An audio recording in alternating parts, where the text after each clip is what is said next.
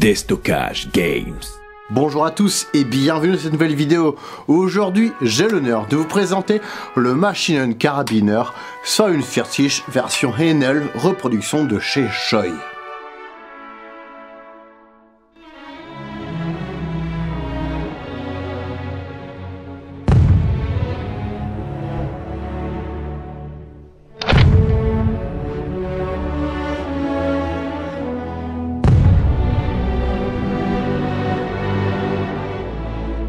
Avant toute chose, je tiens à remercier Scheu pour la réduction qu'ils ont pu m'accorder pour que je puisse vous présenter ce bébé. Et comme vous pouvez le voir avec ce logo, cette vidéo est sponsorisée par DG Airsoft. Vous pouvez retrouver un lien et un code promo en description, mais nous en reparlerons plus tard dans la vidéo. C'est ma 5e vidéo sur du matériel Scheu, 6e même si on prend le kit d'upgrade MP38. La MG42 version air blowback et version électrique, la FG42, je la referai un jour, je n'aime pas cette vidéo, le Gewehr 43 avec lunettes ZF4 en version Airsoft et le MP43-1. Vous l'aurez compris, j'aime le matériel Scheu. Comme d'habitude, les productions Scheu fonctionnent par lot, donc j'ai profité du lot de 2024 pour acheter leur MKB, ancêtre de la version MP43-1 que j'ai déjà pu vous présenter. Pour l'historique complet, j'ai déjà dû le faire dans une précédente vidéo où vous pourrez retrouver ces informations sur les chaînes de mes confrères youtubeurs qui ont pu mettre la main que ce soit sur la réplique ou sur un vrai pour la présenter. Passons donc directement à la réplique du MKB42H réalisé par Scheu. Si vous n'avez pas vu l'unboxing de la réplique, je vous invite à le retrouver en description. Commençons par le point dur de cette review, le prix. Pour un travail de qualité, que ce soit au niveau du bois ou du métal, il vous faudra débourser 1400 € environ, plus les frais de port et éventuellement des frais de douane, en fonction de là où vous commandez. J'ai d'ailleurs dû revendre ma voiture pour pouvoir me l'acheter.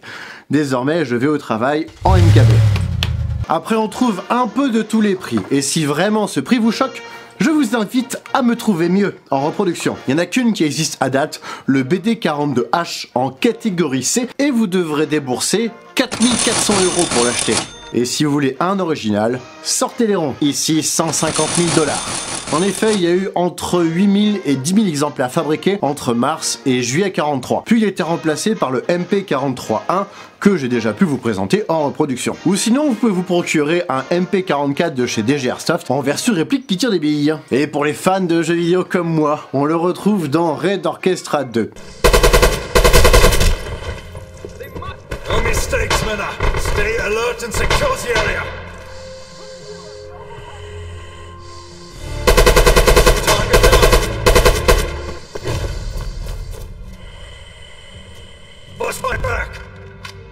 Bel anachronisme, la production des MKB ayant commencé réellement en 1943, donc après Stalingrad. La réplique pèse 4887 grammes, dont 487 grammes de chargeur, ce qui est un poids totalement réaliste. Cette copie est réalisée en bois pour les plaquettes et la crosse, et en aluminium, acier, Zamac pour le corps. Mais attention, pas du Zamac d'Enix. Du Zamac japonais bien dense, qui ne risque pas de casser de sitôt, sauf si on s'assoit dessus. La réplique est fournie avec un chargeur, dans lequel on peut y mettre des fausses cartouches. 10 sont fournis avec la réplique, livrés dans une petite boîte en repro, très bien travaillée avec une belle étiquette. On a également une notice d'utilisation avec éclaté technique, qui est proposée avec la réplique, et qui explique comment démonter, entretenir et manipuler ce joli bébé. Pratique si vous n'avez pas vu cette vidéo. Mais si vous n'avez pas vu cette vidéo, c'est maintenant chose faite, donc cette phrase n'a aucun sens. Le bois est d'excellente qualité, très dense, d'une teinte un peu trop neuve pour moi au moment où je l'ai reçu, que j'ai pu enlever. Une teinte orange comme ça, on aurait dit une réplique sponsor par Trump. Make MKB great again, yeah, yeah.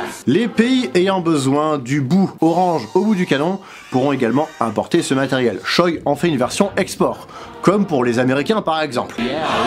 Attends. Les vraies armes, elles sont en vente libre là-bas, même autorisées à être portées dans certains états, mais les répliques doivent avoir le bout orange. Du coup, pour pas être emmerdé, pourquoi tu ne peins pas le bout orange de ta vraie arme pour faire un carnage avec? Chut, les vrais psychopathes n'ont pas besoin de tes conseils pour être cons. Yeah, yeah. Et pour nos amis les douaniers, aucune pièce stratégique des répliques de chez Scheu ne peut être réutilisée sur des armes originales. Ce n'est clairement pas fait pour. Sauf si on veut se faire sauter la gueule façon Daesh. On aurait donc notre premier fusil à fragmentation. On note de nombreuses différences par rapport au MP43-1 que j'ai déjà pu vous présenter. Ah, j'ai 3000 boules dans les mains là. Déjà, le tube d'emprunt des gaz va jusqu'au bout du canon. C'est d'ailleurs le moyen le plus facile de reconnaître un MKB-42H. Ensuite, on a un tenon de baïonnette, pour baïonnette Moser en dessous du canon. Et on peut réellement mettre une baïonnette dessus. Enfin, dessous, trop fort. Bon, après, qui va mettre une baïonnette sur un fusil d'assaut? Normalement, si le mec se prend un coup de baillot, c'est qu'il se prend aussi un chargeur de 7,92 par 33 courses dans le buffet. Ici, c'est une repro en 3D totalement inoffensive. Allez, casse-toi. Voilà. C'est d'ailleurs pour cela que cette fonctionnalité n'a pas été conservée. Et je suis sûr aussi que c'était pour prévoir les améliorations des armes dans les futurs jeux vidéo. Tu tues 500 soviets, cadeau, une baïonnette. Tu en tues 1000 de plus, oh, une Zenef 41, génial. Nous avons un petit ergot sur le côté droit à l'avant. C'était pour utiliser un lance-grenade spécialement conçu pour cette arme. Et c'est aussi fait pour accrocher le brelage du copain devant et absolument toutes les branches que vous rencontrerez. J'imagine que c'est pour ça que ce truc n'a pas été conservé, en plus du fait qu'il fallait une cartouche spéciale avec une balle en bois pour faire fonctionner le lance-grenade. On a une petite encoche ajourée sur le dessus du tube d'emprunt des gaz. Naturellement, cet orifice a été bouché sur les versions suivantes. En effet, c'était pas pratique d'avoir de la crasse dans un orifice prévu pour évacuer des gaz. Ah ah! J'ai acheté une nouvelle repro de bretelles type Moser 98K. Les Allemands n'ont pas cherché à créer une nouvelle bretelle spécifique, autant reprendre l'existant. On a une hausse graduée et réaliste. Et juste en dessous, on a un rail pour y glisser un support de lunettes ZF41. Petite lunette quasi inutile, elle ne grossissait que x 1,5 et il était super loin de l'œil. Il y a mieux comme red dot finalement. The F41 optic that's on here was developed as a designated marksman's scope more than anything else. It's often called a sniper scope, but it's really not for a sniper. It's a 1.5 power scope. It has something like a 10mm objective lens to it.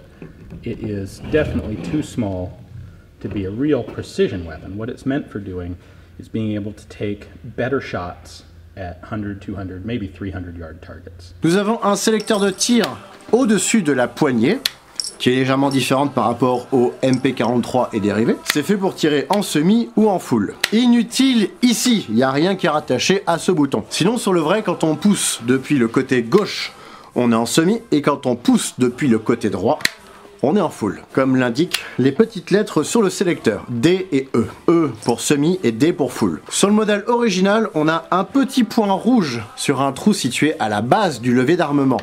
Comme sur le MP40, signalant qu'on est prêt à tirer lorsque le rouge est apparent. La petite touche de peinture n'a pas été reproduite par Shoei, mais je l'ai faite de mon côté à la peinture à maquette. Et comme sur le modèle original, il y a 3 sûretés sur le MKB42, toutes en lien avec le levier d'armement. D'abord, on a un cran de verrouillage, quand on est en position désarmée comme ici. Ensuite, on peut glisser le levier d'armement sur le dessus, comme pour une MP40 finalement. Bon, perso, je ferai pas confiance à ce cran de verrouillage parce qu'un petit coup sur le brelage et puis vous risquez de tirer sur le copain d'à côté. Ou sur vous, ou sur les deux. Après, il paraît que c'est un tir ami, donc ça fait moins mal. Et quand le levier d'armement est armé, on a une 3e sûreté ici, qu'on peut voir là. On voit que le trou est comblé, et donc celle-là empêche le tir. Je crois que c'est ma sûreté préférée. Pour pouvoir l'engager, il faut tirer très légèrement le levier d'armement à soi, et ensuite appuyer dessus pour choper le cran. Vous l'avez sans doute vu, quand on arme le levier d'armement, ça ouvre automatiquement la trappe d'éjection sur le côté droit. Et cette fonctionnalité a ensuite été conservée sur les versions suivantes, parce que c'était pratique. J'ai décapé à coups de laine d'acier certaines parties de la culasse. La vraie arme avait ses parties polies à force de manipulation et de tir. J'ai donc choisi d'avoir une réplique qui reproduit une arme qui pourrait avoir servi un peu sur le front. Et peut-être même aussi sur le nez, hein, on sait jamais. Le chargeur, en tout cas au début, peut avoir un petit peu du mal à s'introduire, surtout culasse fermée. Au début, quand j'armais, ça ne chambrait même pas comme il fallait. Parce que oui, on peut chambrer les fausses cartouches. Mais rassurez-vous, elles sont légales, moulées d'un seul bloc, et on peut les chambrer comme des vrais. La réplique, dans tous les cas, n'est pas dotée d'un vrai percuteur. D'ailleurs, vous voulez savoir pourquoi le principe de culasse ouverte a été abandonné après le MKB42 et qu'on est passé sur une culasse fermée sur le MP43-1 ? Petite démonstration. Je vais armer la MKB42. Puis, je vais armer le MP43-1. Évidemment, ces répliques sont vides, mais c'est encore plus démonstratif. Le MP43, le MKB42. Vous voyez la différence? Le MKB a d'abord le mouvement de la culasse, puis on chambre, puis on percute. Puis ça va réarmer avec les gaz du tir. Quand le MP43-1 est suivant, on va voir juste le lâcher du marteau. qui du coup a été ajouté sur cette version. Et ensuite, on a le réarmement provoqué par le tir. Donc, quand on tire en rafale, je vous laisse imaginer la précision désastreuse à cause du recul qui survient avant le départ de la balle. D'où l'évolution finalement qui a été faite sur le MP43-1 et dérivé, où on va avoir une culasse fermée pour économiser du mouvement. Au niveau des marquages, on en a plusieurs et de grande qualité comme à l'accoutumée chez Shoei. Sur le côté gauche, on a MKB42H. Et au niveau du puits de chargement, on a le numéro de série, 1535. Ouais, j'ai demandé un numéro qui finissait par 35, je suis mégalo.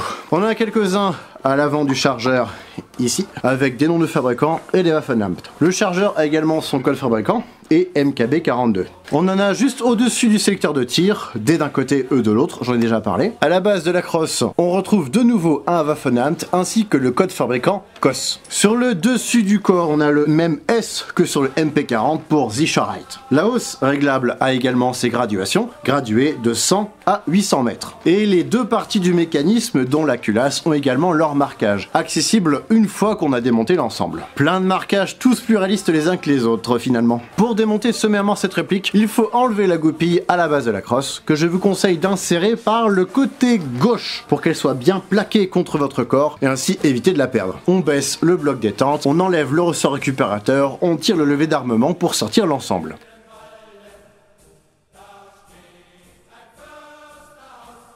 La crosse a un emplacement pour l'huilier à l'arrière, et la trappe a un ressort pour la maintenir fermée. En bref, une réplique de collection prestigieuse. Sa place, c'est dans un musée! Ouais, c'est un peu ça l'idée, à savoir que Shoei fournit certains musées du monde, où il vaut mieux avoir de la copie plutôt que de ne rien avoir à présenter, du moment que c'est assumé finalement. Par exemple, il y a une FG42 type 1 au Deadman's Corner. Ça vous embouche un coin, hein? Bon, dommage, c'est pas précisé que c'est une repro. Après, le tout, c'est d'assumer montrer de la copie pour éviter de tricher. Voici ce qui conclut cette vidéo sur cette petite touche moralisatrice. J'espère qu'elle vous aura plu. Si c'est le cas, n'hésitez pas à laisser un pouce bleu, abonnez-vous à ma chaîne et mettez la cloche. Si vous voulez cette réplique en version Airsoft et surtout à un prix vachement abordable, je vous invite à aller voir le lien qu'il y a en description et vous pourrez ainsi retrouver le MP44 de chez AGM sur le site de DG Airsoft. Et vous retrouverez un code promo en description pour pouvoir commander moins cher. Et quant à moi, je vous donnerai prochainement pour de nouvelles vidéos. Salut!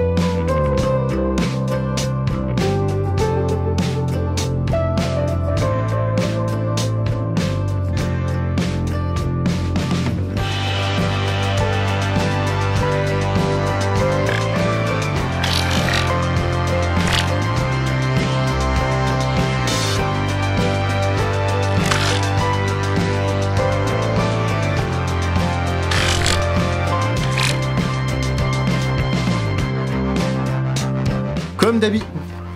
Et du bruit, putain, ça va vite me faire chier.